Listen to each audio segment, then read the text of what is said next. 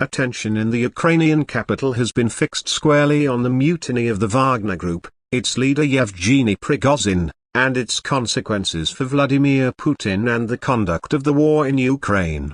The drama over the border in Russia has hardened the view in Kyiv that Mr Putin's time as Russia's president is coming to an end. "I think the countdown has started," said Andriy Yermak, President Zelensky's closest advisor. At a briefing in Kyiv, he looked back to the year that Russia first invaded Ukraine, annexing the Crimean Peninsula. "What Ukraine has seen since 2014 has become evident for the entire world," said Mr Yermak. "This, Russia, is a terrorist country whose leader is an inadequate person who has lost connection with reality. The world must conclude that it's impossible to have any kind of serious relationship with that country." Senior Ukrainian officials who spoke to the BBC here in Kyiv all argued that President Putin could not ride out a catastrophic loss of authority. "It started," they said, "with his disastrous decision to mount a full-scale invasion of Ukraine in February last year. The Wagner mutiny,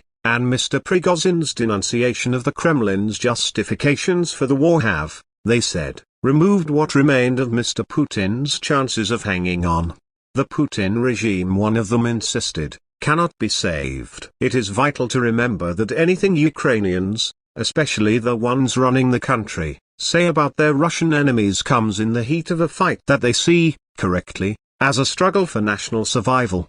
The Ukrainians have fought a clever media war, and they are remarkably consistent in the messages that they deliver to their own people and their Western allies, as well as their enemies in Moscow. Wishful thinking must play a part in the assessments they share with journalists. But it is still worth spending time getting their views of the crisis that has engulfed the presidency of their mortal enemy Vladimir Putin.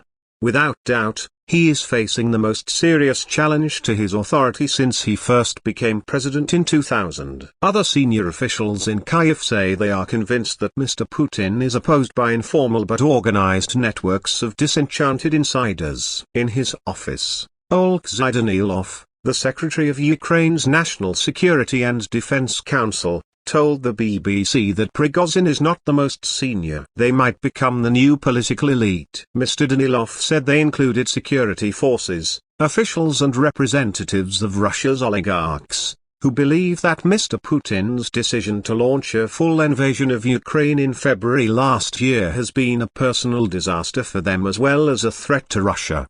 Mr Danilov, a man in his early 60s wearing a black military-style outfit with his surname on a badge on his chest, bristled for a moment when I asked if he had proof to back up his analysis.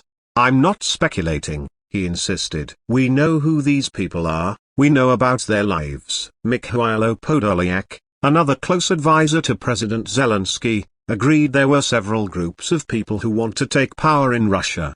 The system Mr Putin built, top-down and authoritarian, was, he claimed, being replaced by a near vacuum at the center of power. Another senior official, who spoke on condition he was not named, went further, suggesting that President Putin would be forced to dismiss his defense minister Sergei Shoigu and Chief of Staff General Valery Gerasimov, perhaps as a response to another military setback.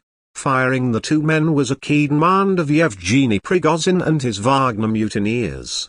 Prigozhin will get what he wanted, the official predicted. His political life is not finished. He won't stay in exile in Belarus. As for Ukraine's offensive, Mr Podolyak said the Wagner mutiny did not last long enough to influence the fighting along a front of 1,800 kilometers, the longest, he said, in any war since 1945.